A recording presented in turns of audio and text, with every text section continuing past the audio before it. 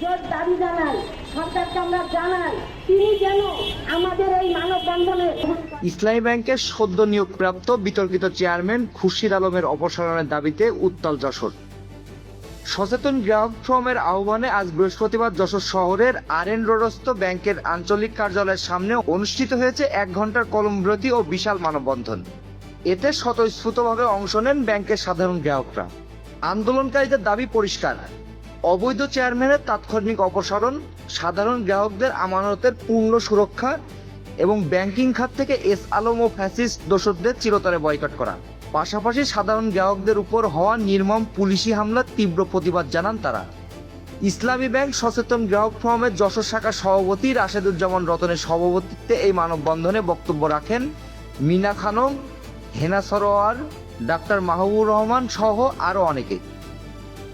বক্তারা ব্যাংকের আমানতের নিরাপত্তা ও স্বচ্ছতার জোর দাবি জানান।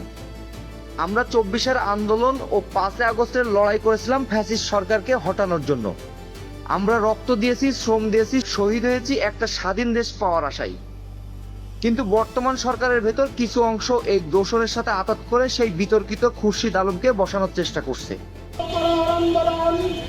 আমাদের আন্দোলন ইসলামী ব্যাংককে ডাকাতের খপ্পর থেকে, এ আন্দোলন 3 কোটি গ্রাহকের, এ আন্দোলন যাদের ধান ঝরানোর টাকায় দিলে দিলে ইসলামী ব্যাংক আজকে পর্যায়ে উপনীত হয়েছে, তাদের স্বার্থ সংরক্ষণের আন্দোলন।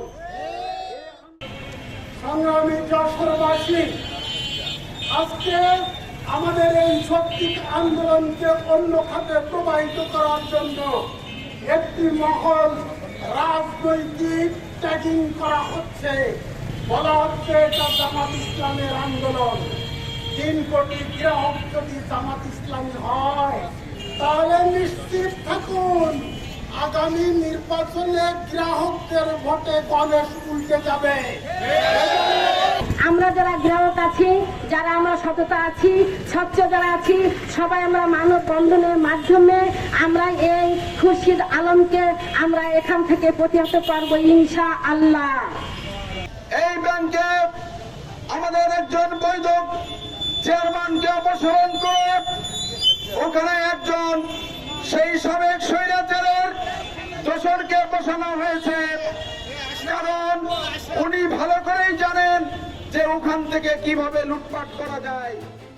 বক্তারা ক্ষোভ প্রকাশ করে বলেন, বিগত 17 বছর ধরে বিদায়ী স্বৈরাচারী সরকার এই বৈশ্বিক স্বনামধন্য প্রতিষ্ঠানটিকে ধ্বংস করার চেষ্টা করলেও সাধারণ মানুষের সততা ও আস্থার কারণে তা পারেনি। তারা হুঁশিয়ারি দেন, কোনো লুটপাটকারীকে ইসলামী ব্যাংকে জেকে বসতে দেওয়া হবে না। যশোরের এই কর্মসূচি থেকে স্পষ্ট বার্তা দেওয়া হয়েছে, অতি দ্রুত যদি এই বিতর্কিত পরিচালনা পর্ষদ ভেঙে দিয়ে গ্রাহক বান্ধব কমিটি গঠন করা না হয়, তবে আগামীতেও আরো কঠোর আন্দোলনের ডাক দেওয়া হবে।